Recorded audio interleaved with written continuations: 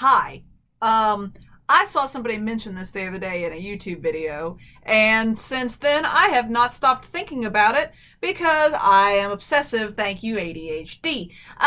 So this baby here is House of Leaves. I read this book years and years ago. I tried to read this book again a couple of years ago. I got that far through it. This thing is the weirdest book I have ever read in my entire life. I don't know how to describe this book. I tell everybody to read it, but at the same time, I tell everybody not to read it because it's all kinds of weird. So this baby here is like 700 pages. That's not all just written things. There's pages in here where the text goes up and down. There's pages in here where it's one word. There's pages where it's empty. There's pages where it's like 2 pages on top of each other and you're trying to read it, and I'll show you in a minute. But this is the weirdest book. So it's written by Mark Danielewski. I can't pronounce that. This guy. But it's written from the perspective of somebody else who's written from the perspective of somebody else. There's multiple bits to it, and you're not reading straight through. You're flipping through it like it's like it's evidence or something, because it's about okay, hang on. Let's show pages first, and then we'll go from there, because this is stupid. So I got the big fancy edition, because apparently there's a bunch of different versions. There's ones that are colored, not colored. I don't know. I got the big fancy version. So looks like it's a decently normal book, right? But then you keep trucking on, and then it starts getting a little weird. All these are just names on the sides, but they're up and upside down. This is something completely different than all of this other text, which is completely different than everything that's in this text, which is related but at the same time not, but it's also referencing itself as well. I know this doesn't make any sense, but hang on.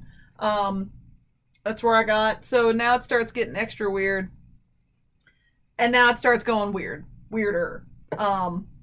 Okay, all right. One words. Okay, funny words. And bro, it just, oh yeah, there was a weird page. Let's go back and find that. Can I go back and find that?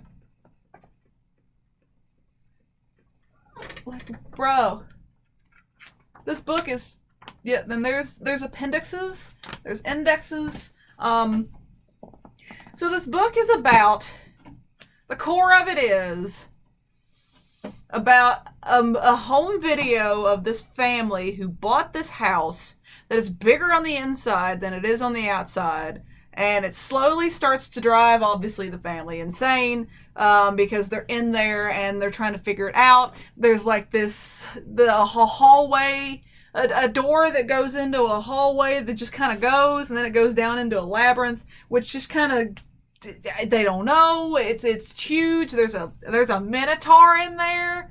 But then there's the video, but there is writing about the video from somebody else who's writing about the video. But then there's somebody else who's writing about the guy who's writing about the video, right? And if I'm not mistaken, I think there's another layer over top of that of somebody investigating all of this. And it's a very trippy book.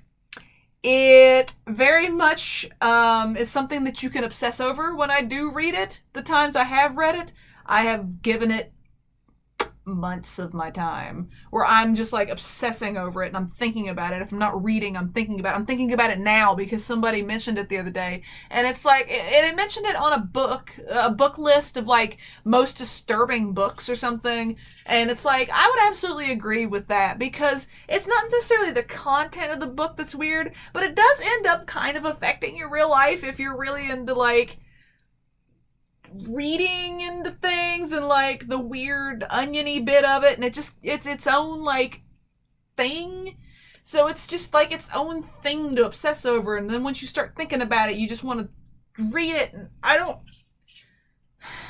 It's the weirdest book I've ever read in my life, and I don't really know how to fully tell you what it's about and why to read it, but like, read it. It's not a good explanation, but like, if you like super weird stuff, and I like super weird stuff, I'd recommend it. But like, it's bizarre. Don't be in a bad headspace when you start reading it. It's not like gonna make you want to yeet yourself or nothing off of nothing, but like, it's bizarre. So I'd say give it a go. It's definitely recommended by me. House of Leaves, in case you missed it. I'll say it again, House of Leaves. I'm probably going to read this again because it's been a few years since I even got to this point, which is like a third of the way through the freaking book. Oh, and there's a whole section about like one of the dudes that's writing about one of the dudes' moms writing to him, and there's a whole thing about that too, and it's like,